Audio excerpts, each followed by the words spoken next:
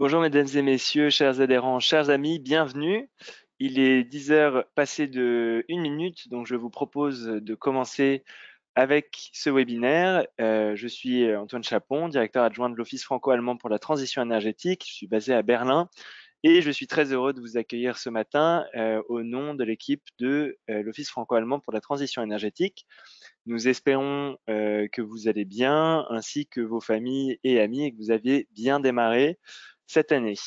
Alors nous sommes ensemble ce matin pour évoquer le sujet de la chaleur renouvelable en Allemagne et donner quelques chiffres clés sur la consommation d'énergie. La chaleur renouvelable, c'est un sujet qui est important pour la transition énergétique, comme on le sait bien, mais qui bénéficie peut-être d'un peu moins de visibilité et d'écho médiatique que l'électricité, et ça en France comme en Allemagne. Donc c'est la raison qui nous avait poussé en fin d'année dernière à réaliser un nouveau format de baromètre que vous connaissez peut-être justement sur les filières d'électricité renouvelable, mais cette fois-ci de le faire porter sur les sujets de l'efficacité énergétique et de la chaleur. Donc c'est Jules Auriol qui va nous présenter ce matin les chiffres clés de ce nouveau format de baromètre à travers ce webinaire. J'en profite dès maintenant pour annoncer que pour les germanophones qui seraient intéressés, nous présenterons ce matin un format similaire, cette fois-ci en allemand et sur la France, avec Lena Müller-Lose qui est également avec nous en ligne. Et donc ça se déroulera à partir de 11h15. Donc, je vais bientôt laisser la parole à Jules Auriol, mais avant ça, quelques petites annonces un peu sur l'aspect technique du webinaire.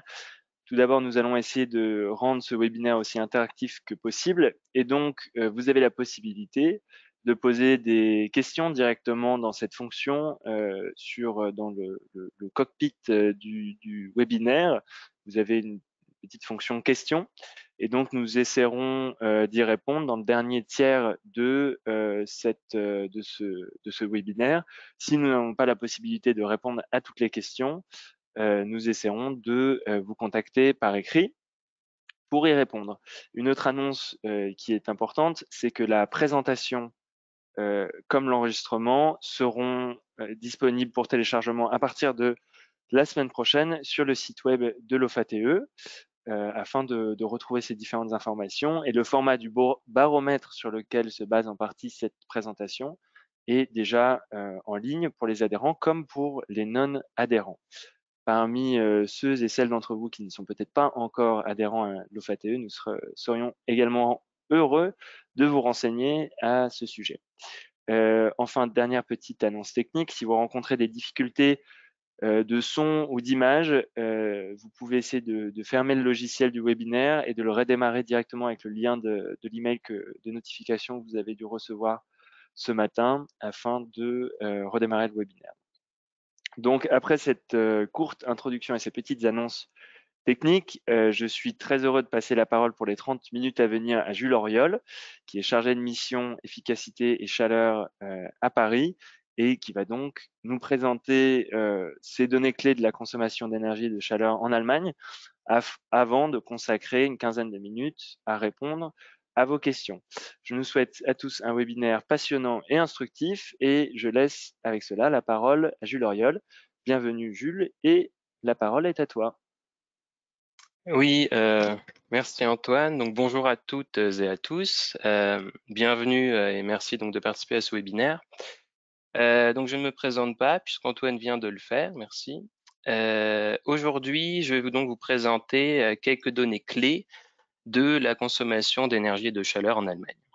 Slide suivante. Voilà. Alors ce webinaire va être structuré en 3 temps. Donc tout d'abord, j'aimerais vous donner quelques repères importants au sujet de la consommation énergétique en Allemagne. Puis, et ce sera le cœur de cette présentation, je me pencherai plus particulièrement sur le secteur de la chaleur et de ce qu'il représente en Allemagne. Et puis, donc, comme Antoine l'a évoqué, nous aurons un temps à la fin qui sera réservé aux questions et à l'échange. Slide suivante, s'il vous plaît. Voilà, donc je vais commencer par vous présenter quelques chiffres qui sont assez généraux sur la consommation énergétique de l'économie allemande et sur son efficacité énergétique. Alors, il faut savoir que l'efficacité énergétique constitue un axe prioritaire de la politique énergétique allemande, puisque le mot d'ordre en Allemagne, comme en Europe d'ailleurs, puisqu'en fait il s'agit plutôt d'un mot d'ordre européen, ce mot d'ordre est efficiency first, donc l'efficacité avant tout. Alors où en sommes-nous? Vous voyez sur cette slide tout d'abord un aperçu de la consommation d'énergie primaire de l'Allemagne, et ce donc depuis 1990. Et ce que l'on peut voir en premier lieu, c'est qu'il y a une baisse notable de cette consommation, et ce alors que l'Allemagne a connu donc sur ce laps de temps observé à la fois une croissance économique, puisque son PIB a augmenté, ainsi qu'une croissance démographique, puisque la population allemande est passée de 80 à 83 millions d'habitants. Il y a une série de facteurs qui peuvent expliquer cette baisse. Je ne vais pas tous les citer, mais il y a notamment les travaux de rénovation énergétique, c'est un sujet actuel, le développement de la cogénération. Et puis il y a d'autres facteurs qui influent également sur cette consommation, qui sont les températures. Les hivers très froids font augmenter la consommation de chaleur et d'énergie d'une année, où il y a encore, par exemple, les prix énergétiques qui peuvent fluctuer. À droite, donc sur ce même graphique, vous avez des barres grises qui sont les objectifs que s'est fixé l'Allemagne. Et ce que l'on distingue tout de suite, c'est que bon, la consommation a certes diminué, comme je l'ai dit, mais l'Allemagne ne semble pas proche d'atteindre l'objectif pour 2020, qui est, comme on le voit, qui était fixé à 11 500 pétajoules environ, puisque quand on regarde, en 2019, l'Allemagne affichait encore une consommation de presque 12 800 pétajoules, donc un réel effort qui reste encore à fournir. Figurent ensuite les objectifs pour 2030, avec une baisse de 30%, et pour 2050 avec une baisse de moitié par rapport à l'année 2008, qui est l'année de référence, qui sont là des objectifs qui ont été précisés par le NECP, qui est le Plan national intégré énergie-climat, qui est un document de monitoring de la politique climatique et énergétique pour l'horizon 2030, que l'Allemagne et puis d'autres pays de l'Union européenne ont récemment remis à la Commission. Bon, et dernier élément sur ce graphique, ou que ce graphique révèle aussi, c'est la transformation notable du mix énergétique que l'on peut voir sur ces 30 dernières années. On observe que la part des énergies fossiles a fortement diminué, le lignite et la houille en bas de ces colonnes, tout comme aussi le nucléaire, et ce au profit du gaz et des énergies renouvelables. Slide suivante, s'il vous plaît. Alors j'ai voulu illustrer ici très rapidement l'évolution de la consommation d'énergie finale, cette fois, selon les différents secteurs pour la même période. On distingue que la consommation énergétique des secteurs industriels et tertiaires a baissé sur cette période, moins 15% environ pour l'industrie, moins 24% pour les activités tertiaires, alors que la consommation du secteur des transports, elle, a continuellement augmenté. Elle est le premier consommateur. Il est le premier consommateur, pardon, le secteur des transports, avec un mix énergétique qui par ailleurs se trouve très fortement carboné, à plus de 90%. Reste le secteur résidentiel, ici en bleu clair, qui connaît des variations d'une année à une autre, mais qui, sur l'ensemble de cette période, est plutôt stable, puisque si l'on compare la consommation en 1990, on voit qu'elle est très comparable à celle de 2019, quasi identique en réalité. Slide suivante. Pour mesurer l'efficacité énergétique d'une économie, il existe aussi un autre indicateur qui est essentiel, qui s'appelle l'intensité énergétique. C'est ce que l'on peut observer sur cette slide, l'intensité énergétique par unité de PIB, pour l'Allemagne en rouge, la France en bleu, ainsi que pour l'Union européenne. Alors de quoi s'agit-il? Il s'agit du rapport entre la consommation énergétique, qui est ici exprimée en kilogrammes d'équivalent pétrole, et le PIB, ici en unité de 1000 euros.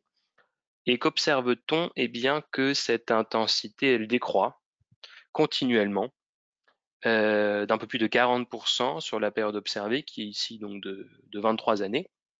Autrement dit, l'économie allemande consomme moins d'énergie pour une unité de PIB. Donc son efficacité énergétique augmente sur cette période. Alors il faut évidemment mettre cette évolution-là en relation avec le PIB, puisque je l'ai déjà évoqué un peu plus tôt, le PIB a augmenté sur cette période, avec une croissance annuelle moyenne de environ 1,8%. Slide suivante.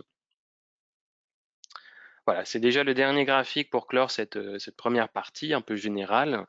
Vous voyez ici ce que l'on appelle la consommation d'énergie par habitant. Et finalement, le constat est assez similaire que pour l'indicateur précédent. Celui-ci baisse continuellement, bon, cette fois d'environ 20% sur 30 ans. Alors si on regarde, en 1990, un habitant en Allemagne consommait 190 gigajoules. En 2019, il en consomme un peu plus de 250. Et si on fait une petite projection, c'est-à-dire si l'Allemagne entend atteindre son objectif énergétique et climatique pour 2030, donc diminuer sa consommation d'énergie primaire de 30%, eh bien cette consommation d'énergie par habitant devra descendre davantage pour atteindre environ 120 gigajoules. Slide suivante. Voilà. J'ai donc terminé cette première partie et j'aimerais maintenant me pencher plus particulièrement sur le secteur donc de la chaleur et de ce qu'il représente en Allemagne. Slide suivante. Alors tout d'abord, la chaleur constitue le premier usage énergétique en Allemagne, avec 52% de la consommation d'énergie finale en 2018, 55% même si l'on compte ou on y ajoute les usages du froid. Alors à titre comparatif, la part de la chaleur et de froid est bien supérieure en Allemagne qu'en France, puisqu'en France, elle représente seulement 42-43% de la consommation d'énergie finale. Et il est intéressant de noter, et c'est ce qu'a dit Antoine au début de cette présentation, que, et cela concerne les deux pays, donc l'Allemagne et la France, il y a une réelle asymétrie entre le poids de la chaleur dans la consommation énergétique nationale et puis sa présence dans le débat qui est plutôt faible. Bon. Quand on parle de chaleur, il existe plusieurs usages thermiques et c'est ce que l'on peut voir sur ce graphique. Alors on consomme de l'énergie pour se chauffer, évidemment, mais aussi pour chauffer de l'eau, cuire des aliments, et puis on produit de la chaleur également qui est à destination de l'industrie, ce qu'on appelle les processus industriels. Et parmi tous ces usages thermiques, le premier, ou disons le plus important, c'est le chauffage. Vous voyez ici qu'il est représenté en orange.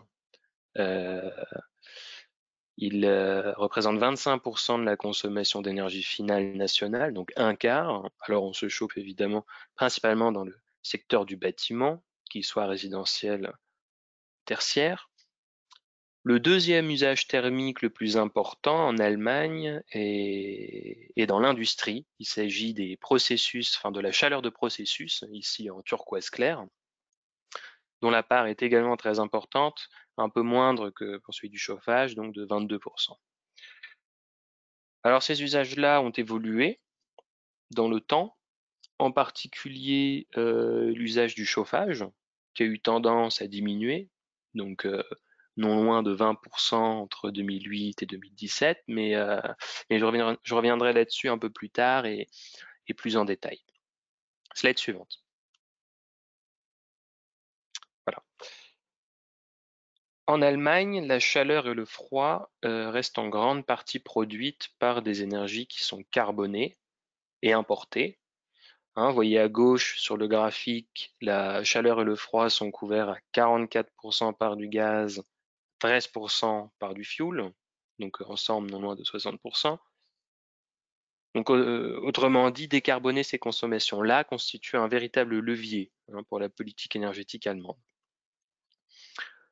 À droite, vous avez un autre graphique qui vous donne, disons, un aperçu de la consommation de chaleur des différents secteurs de l'économie allemande. Et on y voit que le secteur résidentiel et le secteur industriel sont de loin les deux premiers consommateurs, hein, avec respectivement 43 et 40%, donc très loin devant les activités tertiaires avec 17%. Et c'est justement sur ces deux secteurs-là que j'aimerais me pencher un peu plus en détail. Slide suivant. Et je vais commencer par le secteur résidentiel qui constitue donc le premier consommateur de chaleur et de froid en Allemagne. Slide suivante. Pour avoir une idée du parc immobilier dont il est question, il existe en Allemagne environ 19 millions de bâtiments résidentiels, ce qui équivaut non loin de 42 millions de logements. La chaleur, donc l'usage du chauffage, de l'eau chaude et de la cuisson, représente 90% de la consommation énergétique de ces logements. Le chauffage, à lui seul, 70%. À gauche, vous pouvez voir les énergies qui couvrent ces besoins de chauffage. Donc, je dis bien de chauffage, pas de la chaleur en général. Là, il s'agit du chauffage. Et on distingue que ce mix est encore très carboné. Hein, vous voyez la part du gaz qui est de 46%, donc pas loin de la moitié. Le fuel qui lui aussi est très présent avec toutefois des disparités régionales. C'est-à-dire qu'il est particulièrement présent dans certains Länder, les Länder qui sont plus ruraux comme la Bavière, le Bade-Württemberg, la Hesse. Pareil pour les réseaux de chaleur, qui sont surtout présents, eux, dans les Länder du nord et de l'est de l'Allemagne, ce qui est dû parfois à des obligations de raccordement. La biomasse représente de loin l'énergie renouvelable la plus utilisée, suivi des pompes à chaleur et du solaire thermique, qui, eux, sont plutôt installés dans les maisons individuelles, moins collectives. Et puis, on voit aussi que le chauffage électrique, lui, est très limité. Il se cantonne à environ 2%, tandis que le charbon est quasi inexistant.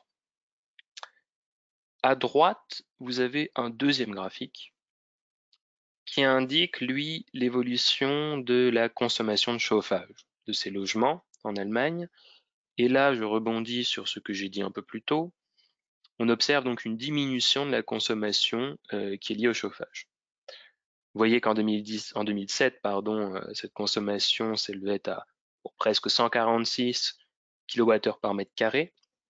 Elle est passée en 10 ans, donc en 2017, à 133 kWh. Vous avez l'objectif pour 2050 où cette consommation devrait atteindre environ 80 kWh pour que l'Allemagne puisse atteindre ses objectifs. Et cette tendance-là, donc de diminution de la consommation de chauffage, elle est due à deux facteurs. Déjà, aux mesures d'amélioration de l'efficacité énergétique dans le parc existant. Hein. Encore une fois, c'est un sujet d'actualité. Il s'agit des rénovations énergétiques, du remplacement des installations de chauffage. Et la deuxième raison, c'est ce qu'il se passe dans le neuf, dans les bâtiments neufs. Prochaine slide. S'il vous plaît. Voilà, merci. Voilà, donc ici, vous voyez ce qui se passe dans le neuf.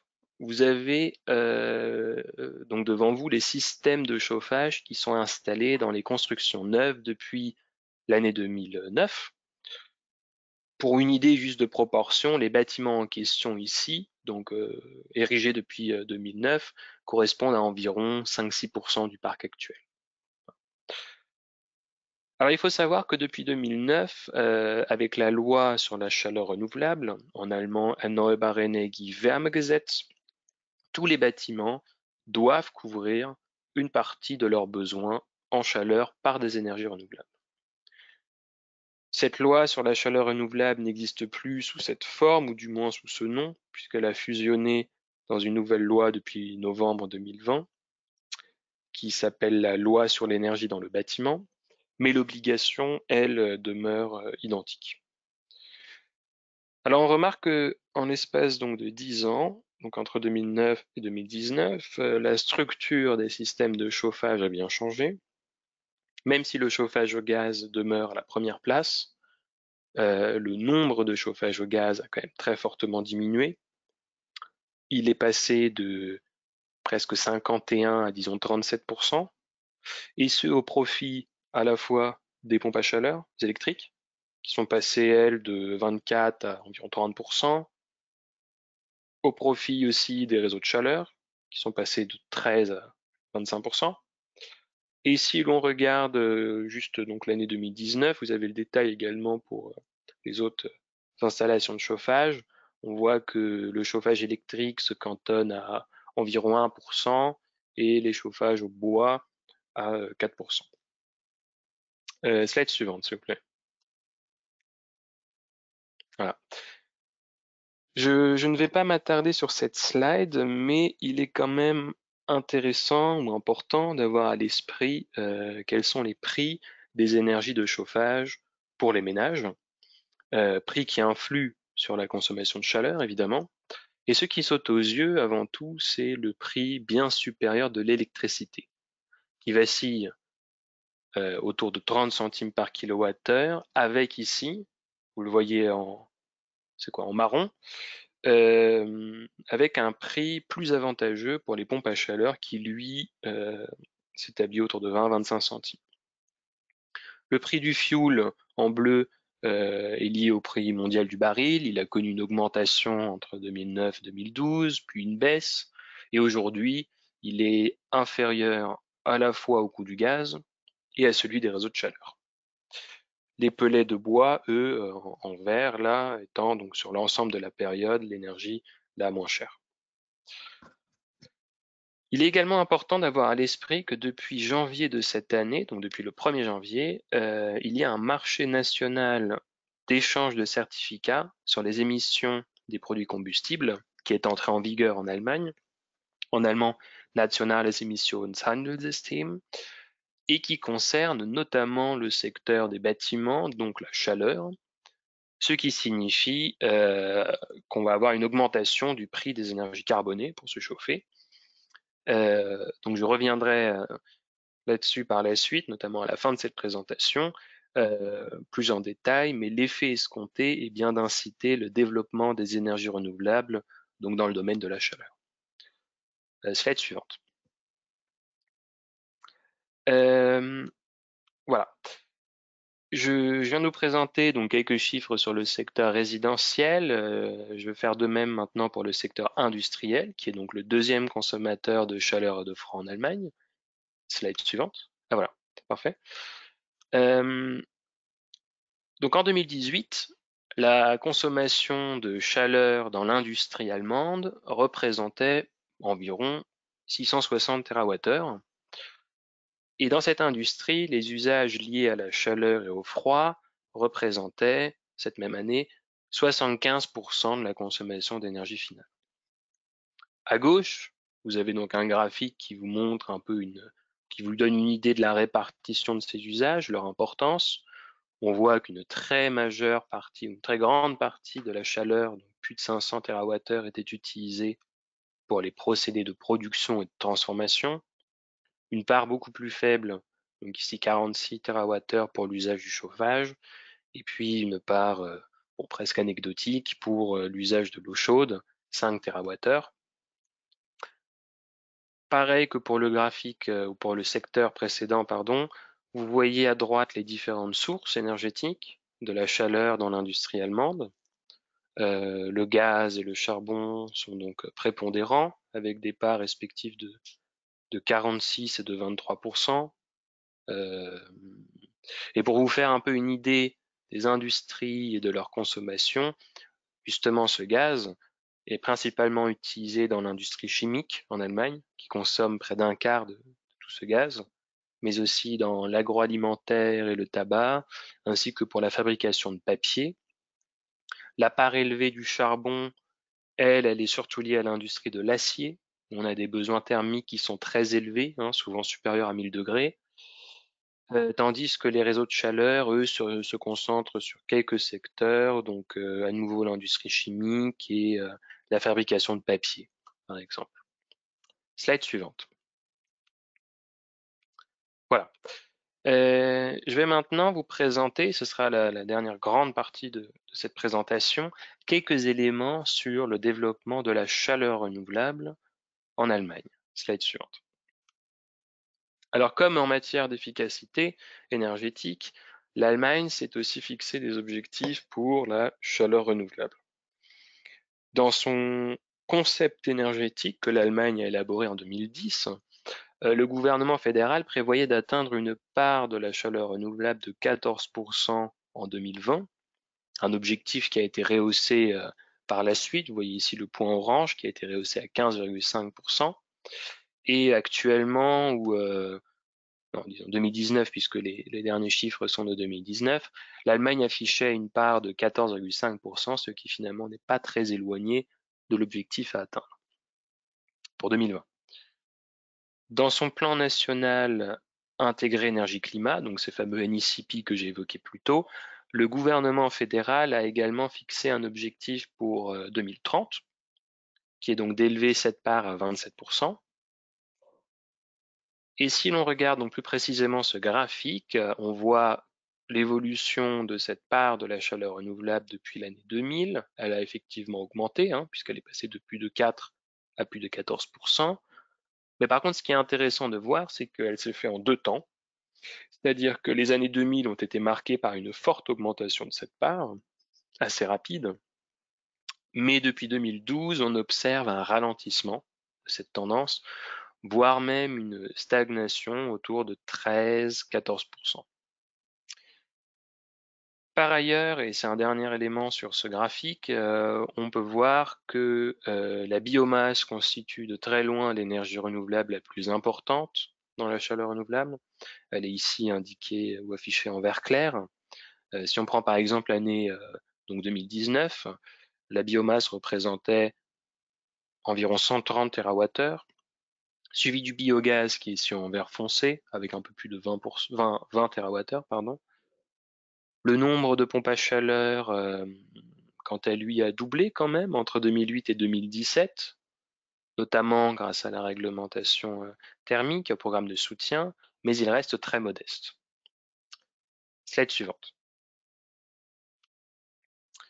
Le gouvernement fédéral a également détaillé des objectifs pour développer ce que l'on appelle des réseaux de chaleur. Alors de quoi parle-t-on exactement? Les réseaux de chaleur sont un système de distribution de la chaleur qui permet de desservir plusieurs usagers. Il comprend au moins une unité de production de chaleur, un réseau de distribution dans lequel la chaleur est ensuite transportée, puis un ensemble de sous-stations d'échange qui va desservir les différents bâtiments. Et l'avantage de ces réseaux-là est qu'ils permettent de mobiliser des sources d'énergie renouvelable qui sont locales. Donc par exemple la géothermie, le bois, la chaleur solaire ou le biogaz.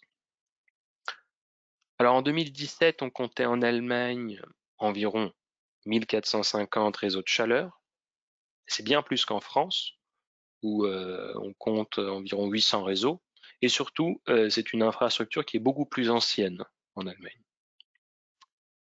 Vous pouvez voir ici sur le graphique que la production nette de chaleur pour alimenter ces réseaux de chaleur en Allemagne en 2019 s'élevait à un peu plus de 140 TWh. Et on y distingue également quelles énergies étaient injectées dans ces réseaux cette année-là. Alors il y avait une grande partie de gaz, encore une fois, presque 44%, pas loin de la moitié. 16,6% de l'énergie injectée était de nature renouvelable, dont, c'est ce que vous pouvez voir à votre droite, plus de la moitié des énergies provenaient de la biomasse. Une proportion importante était issue de la part biogène des déchets ménagers. Et voilà, donc la géothermie et la chaleur jouaient également un rôle, mais plus faible. Concernant les objectifs, les pays membres de l'Union européenne doivent s'aligner sur la directive relative aux énergies renouvelables, qui impose d'augmenter la part des énergies renouvelables dans les réseaux de chaleur de 1% par an entre 2020 et 2030, objectif qui a également été repris dans le Plan national pour l'énergie et le climat allemand, pour atteindre 30% en 2030. Slide suivante. Voilà, pour clore un peu cette présentation, j'aimerais vous donner un petit aperçu de quelques mécanismes de soutien à la chaleur renouvelable qui existent en Allemagne. Alors, il est évidemment difficile de présenter tout cela de manière brève. Ce que vous voyez ici sous forme de camembert, ce sont les différents éléments qui disons, structurent et contribuent au développement de la chaleur renouvelable en Allemagne. Slide suivante. Et tout d'abord, vous avez le cadre réglementaire, donc, qui joue un rôle important. Alors, ce que vous voyez en bleu clair, ce sont les mesures qui sont les plus récentes, dont cette première, donc, qui est le programme pour la protection du climat horizon 2030, en allemand le Klimaschutzprogramm, qui a été adopté en septembre 2019, sous la pression notamment des ONG et des rassemblements Fridays for Future. Et ce programme doit permettre de diminuer les émissions de CO2 de 55% à l'horizon 2030, d'accélérer la transition énergétique dans plusieurs secteurs via une série de mesures, notamment les transports, l'industrie, les bâtiments. La chaleur est concernée. Bon, on pourra y revenir si vous voulez pendant l'échange. Vous avez ensuite des obligations dans les bâtiments qui sont définies par la loi sur l'énergie dans le bâtiment que j'ai évoqué un peu plus tôt et qui regroupe donc depuis novembre de l'année passée l'ancienne loi pour la chaleur renouvelable, mais aussi la réglementation thermique allemande, ainsi que la loi sur les économies d'énergie, qui fixe des standards pour améliorer l'efficacité énergétique du parc neuf existant. Et puis vous avez également ici, à compter de 2026, donc l'interdiction définitive du chauffage au fioul. Slide suivante. Voilà, vous avez également le rôle de la fiscalité qui joue, voilà, qui est importante, ainsi que celui du prix des énergies, qui impacte le développement de la chaleur renouvelable, avec donc l'introduction notamment d'un marché du prix carbone, sur lequel je vais revenir tout à la fin de cette présentation, encore une fois. Slide suivant, voilà. Et vous avez ensuite les services d'information et de conseil auprès des particuliers, qui eux aussi ont toute leur importance, puisqu'il ne suffit pas qu'un programme de soutien existe, encore faut-il que les particuliers en aient conscience, et surtout qu'ils soient accompagnés, orientés et conseillés durant les travaux.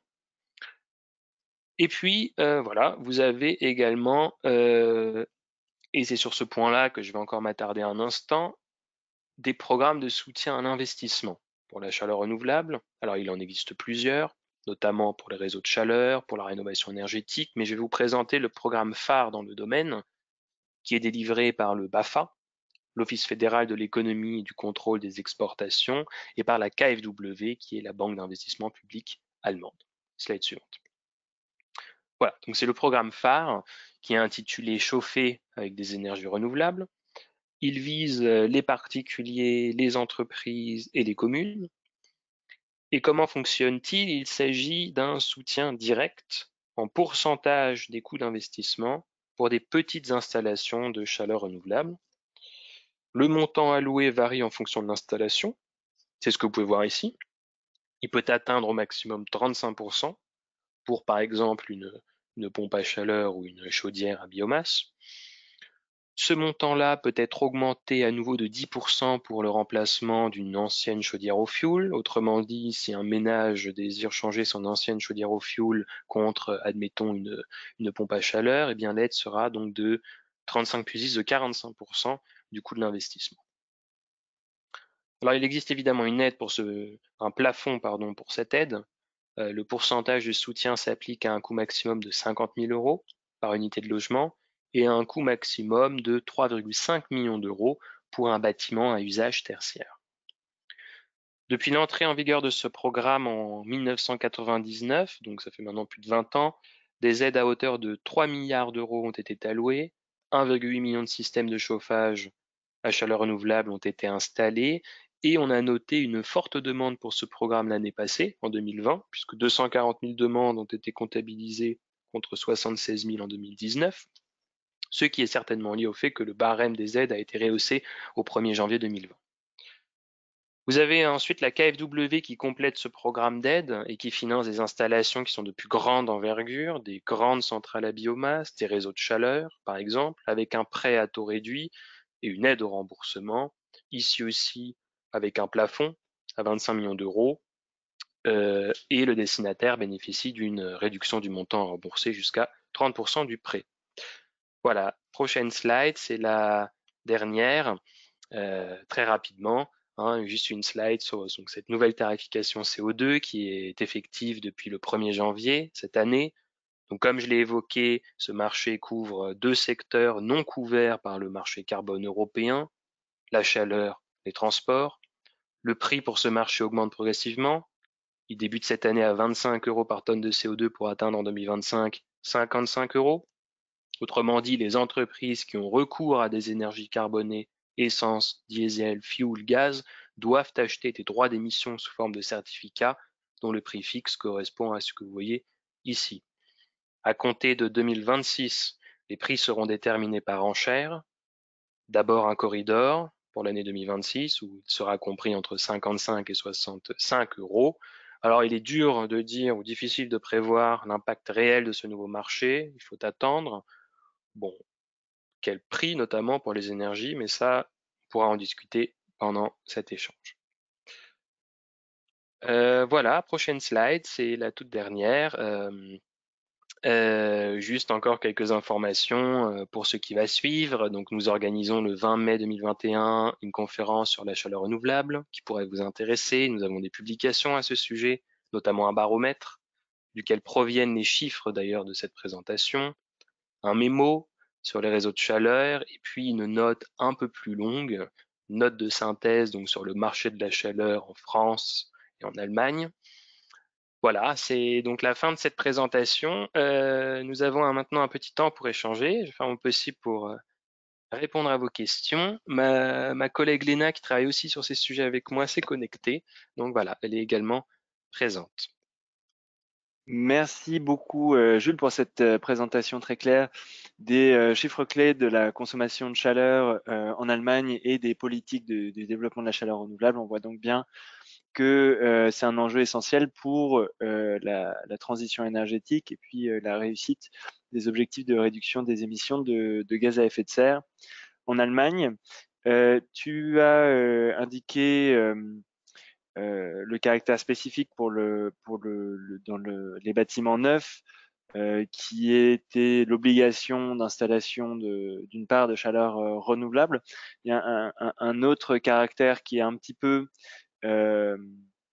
particulier en Allemagne à propos de la rénovation énergétique cette fois-ci, et c'est le rôle de la banque d'investissement public, la KfW, dont tu as présenté quelques programmes rapidement sur la rénovation. Alors, est-ce que tu peux nous dire peut-être un mot de plus par rapport au contexte français, un petit peu sur le rôle de la KfW dans ces travaux de rénovation énergétique, et puis aussi sur la forme des programmes qui s'éloignent un petit peu de la forme des certificats d'économie d'énergie tels qu'on les connaît en France. Et comme il est 10h40, nous pourrons conclure par la suite ce format de webinaire. Donc, Jules, je te laisse la parole sur cette question. Oui, merci Antoine pour la question. Alors c'est vrai, je n'ai pas développé ce point par manque de temps. Il existe notamment un programme phare de soutien donc de la KfW, la Kreditanstalt Wiederaufbau, pour la rénovation énergétique. Alors la KfW, donc la Banque publique d'investissement allemande, est vraiment l'acteur central du financement de la rénovation énergétique des bâtiments en France. On se tourne souvent vers elle, un peu comme exemple. Ce programme phare, il finance donc les travaux de rénovation partielle ou totale, selon, et ça c'est très important, un standard de bâtiment basse consommation qui s'appelle en Allemagne le KfW Effizienzhaus.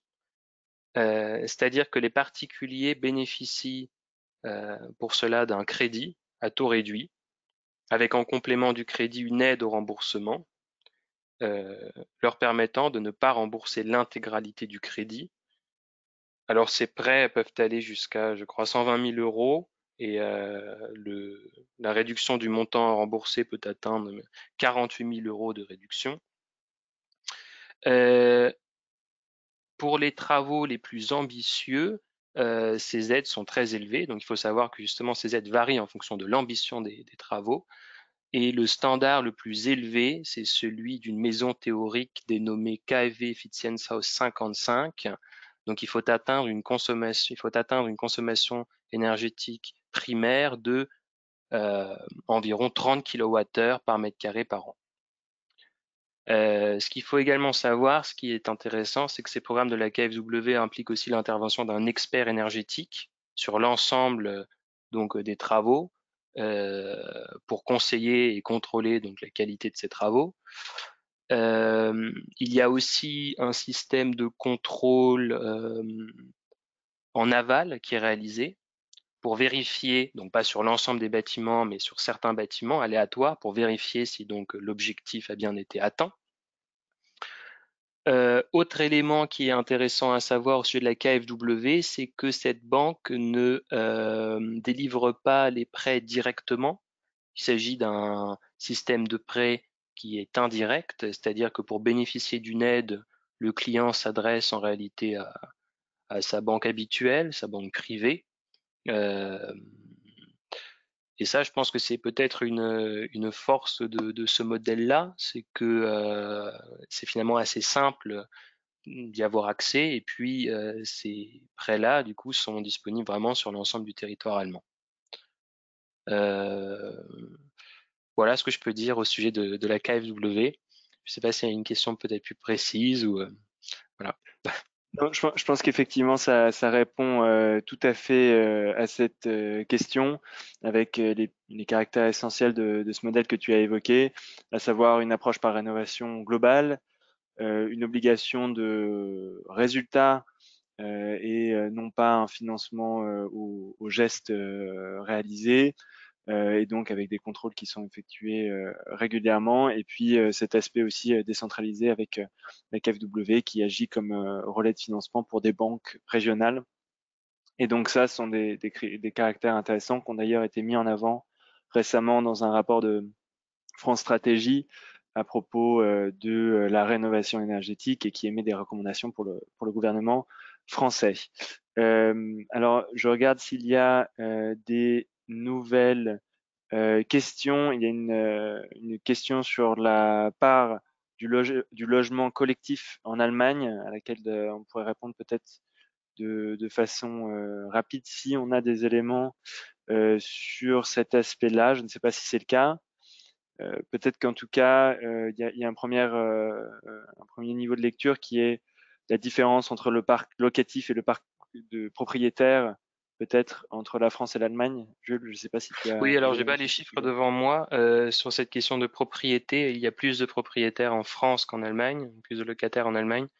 Je n'ai pas les chiffres devant moi, mais je pourrais répondre peut-être de manière plus détaillée à Monsieur Kahn s'il nous adresse la Euh, question.